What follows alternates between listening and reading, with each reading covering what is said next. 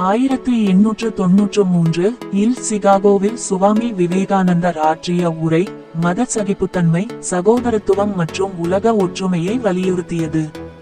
அமெரிக்க சகோதர சகோதரிகளே என அழைத்து இந்து மதம் அனைத்து மதங்களையும் ஏற்கும் உண்மை என்பதை வலியுறுத்தி குறுகிய மனப்பான்மை, கிணற்று தவளை கதை மற்றும் மதவெறியை அவர் கடுமையாக எதிர்த்தார். சிகாகோ உரையின் முக்கிய அம்சங்கள்: சகோதரத்துவம், அமெரிக்க மக்களை தன் சகோதர சகோதரிகளாக அழைத்து பேதமற்ற அன்பை வெளிப்படுத்தினார். மத சகிப்புத்தன்மை, எல்லா மதங்களும் ஒரே இலக்கை, கடவுளை அடையும் வெவ்வேறு பாதைகள் என்பதை பகவத்கீதையை மேற்கோள் காட்டி விளக்கினார்.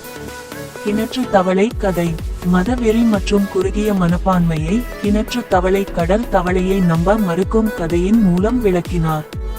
அனைத்து மதங்களையும் ஏற்பு, இந்து மதம் சகிப்புத்தன்மையை மட்டுமல்ல அனைத்து மதங்களையும் உண்மையானது என ஏற்கும் கொள்கை கொண்டது என்பதை பெருமையுடன் கூறினார்.